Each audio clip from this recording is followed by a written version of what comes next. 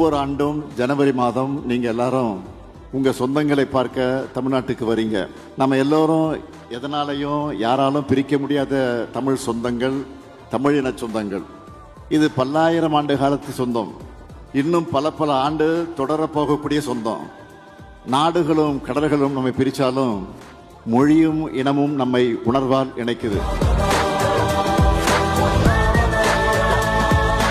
தமிழ்நாட்டில் 105 முகாம்களில் வாழக்கூடிய இலங்கை தமிழர்களுக்காக 7469 வீடுகள் கட்டித்தர திட்டமிடப்பட்டு படிப்படியாக கட்டி கொடுத்துக்கிட்டு இருக்கோம். அயலக தமிழர்களில் பன்முகைத்தன்மையோடு விளங்கக்கூடிய தமிழரை தேர்ந்தெடுத்து தமிழ் மாமணி விருதும் பட்டயம் வழங்கிட்டு இருக்கோம். புலம்பெயர்ந்த மண்ணில் தமிழுக்காக பாடுபடக்கூடிய தமிழ் சங்கங்களுக்கு விருதுகள் மற்றும் அங்கீகாரம் அளிக்கிறோம்.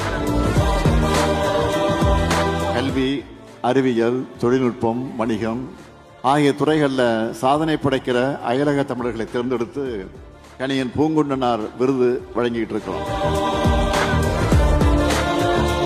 அயல்நாட்டு தமிழர்கள் மற்றும் தமிழ் சங்கங்களுக்கு தமிழ்நாட்டுக்கும் இடையே உறவு பாலமாக செயலாற்றக்கூடிய அயலக தமிழ் இளைஞர் ஒருவருக்கு சிறந்த பண்பாட்டு தூதுவர் விருதையும் வழங்கிட்டு இருக்கிறோம்.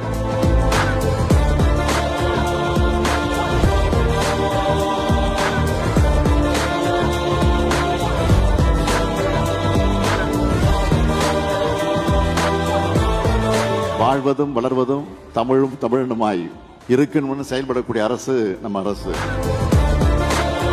மாபெரும் கனவுகளை கொண்டது நம்முடைய தமிழினம்.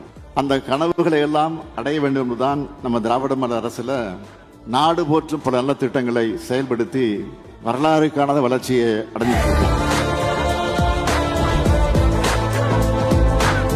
கனவுகளை சுமந்து வந்து தாய் நிலத்தில் கனவுகளை சொல்லி இருக்கக்கூடிய உங்களை நான் கேட்கிறது என்னன்னு கேட்டீங்கன்னா, உலகத்தில் எங்க இருந்தாலும் உங்க அடையாளத்தையும் வேர்களையும் மறக்காதீங்க, உங்க உறவுகளை மறக்காதீங்க.